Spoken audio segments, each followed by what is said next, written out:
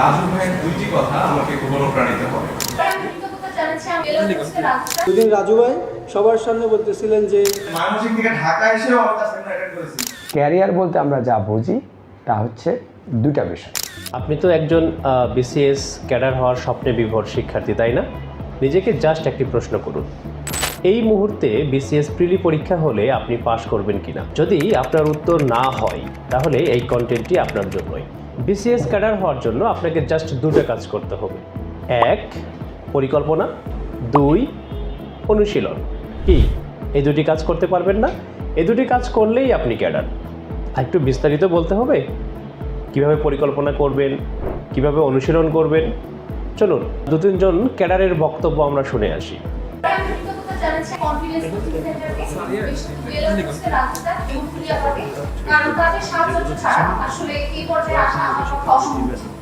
রাজু ভাইয়ের দুইটি কথা আমাকে খুব অনুপ্রাণিত করে। তিনি তার একটি সেমিনারে বলেছিলেন বিসিএস এ যারা অ্যাপ্লাই করেন এমন প্রার্থী হচ্ছে দুই রকম। একজন হচ্ছে প্রিলি প্রার্থী, আরেক এক প্রকার হচ্ছে যারা সত্যিকার অর্থেই বিসিএস ক্যাডার হবে, মানে হচ্ছে বিসিএস প্রার্থী। উনি বলেছিলেন প্রথম বিসিএস এই সাফল্য অর্জনের জন্য প্রত্যয়টা রাখা উচিত। সে সময়ই আমি প্রথম বিসিএস এ খুব ভালো মতো প্রিপারেশন নেওয়ার জন্য একটি অনুপ্রেরণা লাভ করেছিলাম।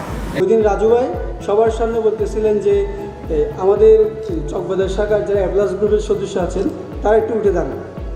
তো আমি উঠে দাঁড়াই এবং আমার সাথে আরও কয়েকজন উঠে দাঁড়ান। সেদিন রাজু ভাই একটা কথা বলেছিলেন, আপনারা এদেরকে দেখে রাখেন, এরা ইনশাআল্লাহ 41 বিসিএসে এরা অবশ্যই ক্যাডার হবে। রাজু ভাই, আমি তার প্রতি কৃতজ্ঞতা জানাই। এক অনন্য মানুষ। আমি তার সেমিনার শুনে খুব বেশি অনুপ্রাণিত হতাম।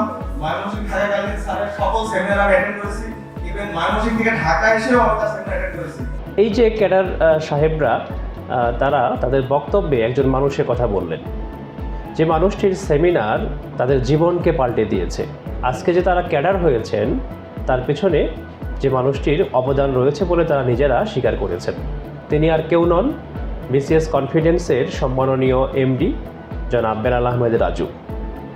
তার সেমিনারে উপস্থিত হয়ে দেশের হাজারো শিক্ষার্থী কীভাবে বিসিএস পরিকল্পনা করতে হয়, কীভাবে তার অনুশীলন করতে হয় সে শিক্ষা নিচ্ছেন এবং সফলও হচ্ছেন।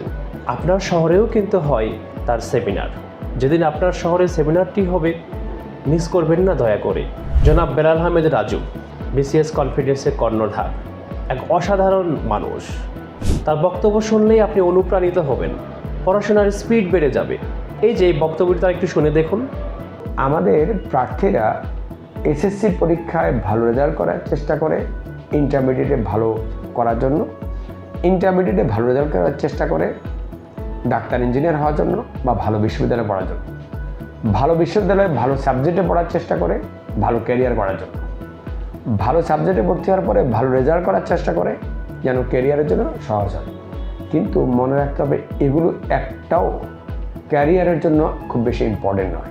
কারণ ক্যারিয়ার বলতে আমরা যা বুঝি তা হচ্ছে দুটা বিষয়, সেম দুটা। 1, high social value, 2, financial support. যার সোশ্যাল ভ্যালু হাই এবং যার ফিনান্সিয়াল সাপোর্ট আছে সেটাই ভালো ক্যারিয়ার।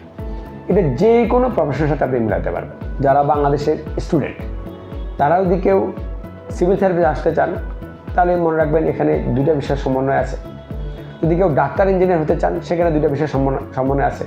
যদি কেউ ভালো সাংবাদিকতা করতে চান সেখানে দুইটা বিষয়ের সমন্বয় আছে। যদি কেউ বিচারক হতে চান সেখানে দুইটা বিষয়ের সমন্বয় আছে। তার মানে এগুলো হচ্ছে ভালো ক্যারিয়ার। এবার আপনি আপনার পছন্দ মতো একটা ক্যারিয়ার সিলেক্ট করে নেবেন, কিন্তু মনে রাখবেন আপনার দুইটা বিষয়ের সমন্বয় থাকতে হবে। 1, হাই সোশ্যাল ভ্যালু এবং ফিনান্সিয়াল সাপোর্ট। আমি মনে করি যে বাংলাদেশ সিভিল সার্ভিসে দুটা বিষয়ের সমন্বয় আপনি ঘটাতে পারবেন। 1, সামাজিক মর্যাদা এখানে আছে।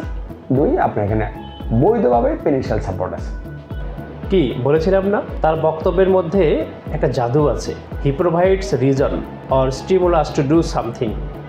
দেশব্যাপী বিসিএস কনফিডেন্সের ক্যাম্পাসগুলোতে 47তম বিসিএস প্রিলি শিক্ষার্থীদের জন্য তার সেমিনার অনুষ্ঠিত হবে। সেমিনারটি কবে কোথায় অনুষ্ঠিত হবে তা দেয়া আছে এই পোস্টে। এছাড়াও তার মুখ থেকেই শুনুন কবে কোথায় তিনি সেমিনার নেবেন? আসসালামু আলাইকুম। আপনারা যারা 47তম বিসিএস পরীক্ষায় অংশগ্রহণ করার চিন্তা করছেন, যারা নতুন ক্যান্ডিডেট এবছর প্রথমবার পরীক্ষা দিবেন, বা যারা আগে কখনো প্রিলিমিনারি পরীক্ষা কোয়ালিফাই করতে পারেননি, তারা যদি চান কনফিডেন্সের সারা দেশের সকল ব্রাঞ্চে আমি এই মাসের 29 তারিখ থেকে পরবর্তী 15 দিন সকল ক্যাম্পাসে 47তম প্রিলিমিনারি পরীক্ষায় সাফল্য পাওয়ার উপায় শীর্ষক একটা সেমিনার নেব। আপনারা চাইলে আমাদের সেমিনারগুলোতে অংশগ্রহণ করতে পারেন এবং কনফিডেন্সের সেমিনারগুলোতে আসলে একজন প্রার্থীর বিসিএস প্রস্তুতি অনেকটা সহজ হয়ে যাবে বলে আমি বিশ্বাস করি।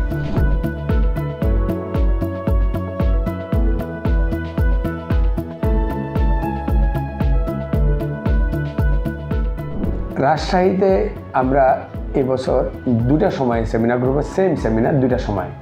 কারণ হচ্ছে রাজশাহীতে এর আগে আমরা যতগুলো সেমিনার নিয়েছি প্রতিটা সেমিনারে অতিরিক্ত ভিড় হওয়ার কারণে আমরা প্রার্থীরা অনেকেই ফেরত যেতে হয়। তো রাজশাহীতে আগামী 8 জুলাই সোমবার সকাল 10টায় একই সেমিনার দুপুর 2টায় আবার হবে।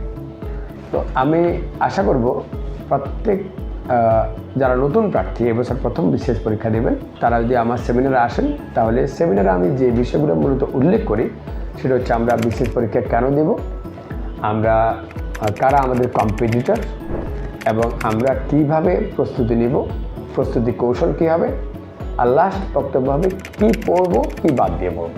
এই 4টা বিষয় আমি সেমিনার আলোচনা করব। আপনারা আশা করি উপকৃত হবে। ধন্যবাদ, ভালো থাকবেন। তাহলে কি দাঁড়ালো? আপনি যদি একজন ফ্রেশার হয়ে থাকেন তাহলে আপনার করণীয় একটি, জনাব বেলাল আহমেদ রাজু ভাইয়ের সেমিনারে অংশ নেওয়া। এই সেমিনারেই আপনি পাবেন পরিকল্পনা। সেই পরিকল্পনা অনুযায়ী অনুশীলন করুন, সফলতা ধরা দিবে।